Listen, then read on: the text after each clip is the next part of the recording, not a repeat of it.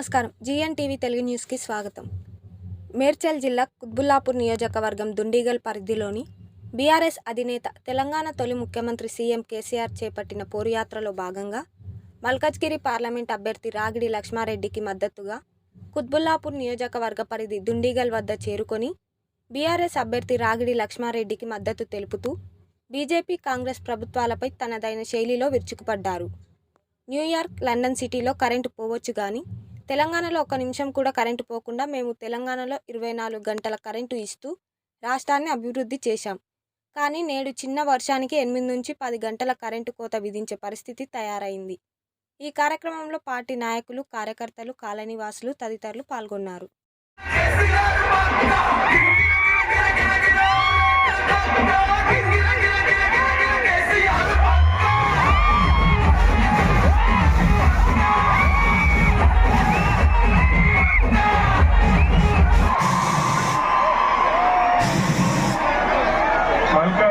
మల్కాజిగిరి నియోజకవర్గ టీఆర్ఎస్ అభ్యర్థి శ్రీ రాగిడి లక్ష్మారెడ్డి గారు,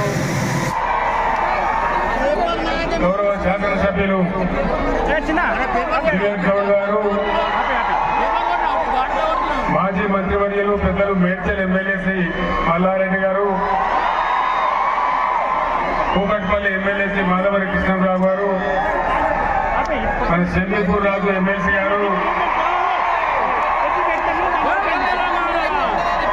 అనుకోకుండా పెట్టుకున్న ఈ కార్యక్రమానికి గొప్పగా పెద్ద సంఖ్యలో విచ్చేసిన అన్నదమ్ములకు, అక్కా చెల్లెలకు అందరికీ నమస్కారం. పని ఆపడదా బాబు పోలీస్. 4-5 నెలల్లోనే ఈ రాష్ట్రంలో పరిస్థితులు ఎంత తారుమారనేవో మీకు తెలుసు. అదేవిధంగా మనతో పోటీలో 2 పార్టీలున్నాయి. నరేంద్ర మోడీ బీజేపీ, రెండవది కాంగ్రెస్ పార్టీ. భారతీయ జనతా పార్టీ అధికారంలోకి వచ్చి ఈ దేశంలో 10 సంవత్సరాలు గడుస్తా ఉంది. 150 నినాదాలు ఇచ్చినాడు నరేంద్ర మోడీ. 150. సబ్కా సాత్ సబ్కా వికాస్ ఏమైనా అయ్యిందా? ఏం జరగలేదా? నరేంద్ర మోడీ చెప్పిన రోజు బీజేపీని గెలిపిస్తే విదేశాలలో ఉన్న నల్లధనం తెచ్చి ప్రతి ఇంటికి 15 లక్షలు ఇస్తామన్నారు. వచ్చినాయా? మీకు వచ్చినాయట కదా 30 లక్షలు. లేదు 30 వచ్చినాయట. రాలేదా? ఈటల రాజేందర్ చెప్తుందా? రాలేదా? మరి ఏం చేయాలి? 3 లక్షల మెజార్టీ. వికసిత భారత్ ఏమైనా జరిగిందా? అమృత్ కాల్ వచ్చిందా? అచ్చేదీన్ వచ్చినాయా? అంటే అంత వట్టి ట్రాషే, ఏమి లేదు.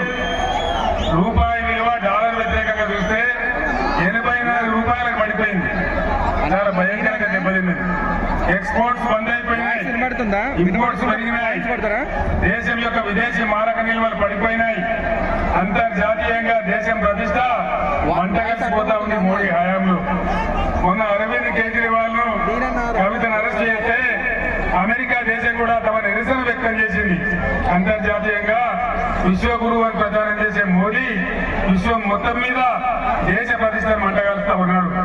వాళ్ళు చేసేది ఏం లేదు, అంత బట్టి ట్రాసే తప్ప బీజేపీ వల్ల ఒరిగేదేం లేదు, జరిగేదేం లేదు. పైగా మోడీ మనకు మోసం చేసినాడు. హైదరాబాద్ నగరంలో బీఆర్ఎస్ ప్రభుత్వ హయాంలో ఐటీ రంగాన్ని ఎంత అభివృద్ధి చేసినామో మీకు తెలుసు. ఐటీఐఆర్ యుద్ధం చేయాలంటే మన కృష్ణా, మన గోదావరి మనకే దక్కాలంటే మరి లక్ష్మణ లాంటి వీరులు గెలిస్తేనే పార్లమెంట్ గొంతు పట్టుకుంటారు. ఇంకో party Congress party. Congress party వచ్చిన 5 నెలల్లో బీఆర్ఎస్ గవర్నమెంట్ లో శివారు ప్రాంతాలలో, మల్కాజిగిరి నియోజకవర్గం ప్రాంతంలో మంచినీటి సరఫరా ఎట్లా ఉండే మీ అందరికీ తెలుసు. పుష్కలంగా నీళ్లు తెచ్చి ఇచ్చినాం, కొత్త పైప్ లైన్లు వేసినాం, కొత్త ట్యాంకులు కట్టినాం. కృష్ణరావు గారు కానీ, వివేక్ గౌడ్ గారు కానీ, మల్లారెడ్డి గారు కానీ, అది మల్కాజ్గిరిలో కావచ్చు, శేర్లింగంపల్లి కావచ్చు, కూకట్పల్లి కావచ్చు, కుత్బుల్లాపూర్ కావచ్చు, కావచ్చు బ్రహ్మాండమైన నీళ్ల సరఫరా జరిగింది. మరి ఇలా మళ్ళా నీళ్ల ట్యాంకులు కొనుక్కునే పరిస్థితి ఎందుకు వస్తా ఉంది? ఎందుకు నీళ్లు తక్కువైపోయినాయి? ఎందుకు భూముల ధరలు పడిపోయినాయి? ఎందుకు రియల్ ఎస్టేట్ ఆగిపోయింది? జంట నగరాలను నేను ముఖ్యమంత్రిగా ఉండే రోజు పవర్ ఐలాండ్ గా మార్చాను. నేను పవర్ ఐలాండ్ గా కరెంటు పోవడం, మంచినీళ్ళు పోవడం, నగరం యొక్క బ్రాండ్ ఇమేజ్ అంతర్జాతీయంగా పడగొట్టే దుర్మార్గ చర్యలకు ఈ కాంగ్రెస్ ప్రభుత్వం పాటుపడతా ఉంది. రియల్ ఎస్టేట్ కింద ఎటువంటి ధరలున్నాయి? హైదరాబాద్ లో ఎంత బాగా వ్యాపారం జరిగేది. ఈ ముఖ్యమంత్రి ఆర్ఆర్ ట్యాక్స్ వసూలు చేస్తున్నాడని ప్రధానమంత్రి నరేంద్ర మోడీయే చెప్పిండు. మన రియల్ ఎస్టేట్ల దగ్గర స్క్వేర్ ఫీట్ కింద వసూలు చేసి ఢిల్లీ కప్పం కడుతున్నారని చెప్పి ప్రధానమంత్రి గారు స్వయంగా చెప్పారు. అంటే అవినీతి కారవాలని చేసి హైదరాబాద్ యొక్క బ్రాండ్ ఇమేజ్ ని దెబ్బతీస్తా ఉన్నారు. పరిశ్రమలు తల్లిపోతా ఉన్నాయి. ఐటీ రంగం కూడా కుదేలవుతా ఉంది. నేను మీ అందరినీ ప్రార్థించేది ఒకటే, తెలంగాణ కోసం పేగులు తెగేదాకా కొట్లాడే ఒకే ఒక పార్టీ బీఆర్ఎస్ పార్టీ.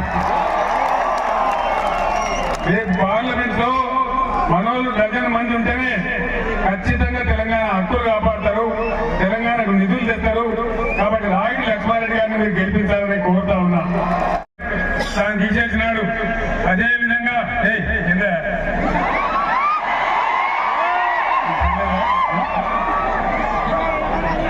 ఐడియా తీసుకొని పోయినాడు. తెలంగాణకు వచ్చిన 7 మండలాలు మనకు 400 మెగావాట్ల పవర్ ఇచ్చేటువంటి సీలేరు పవర్ ప్రాజెక్టు తీసుకెళ్లిపోయి ఆంధ్రాకి అప్పచెప్పినాడు. మళ్ళా ఇప్పుడు ఏమంటున్నాడు? మీ గోదావరి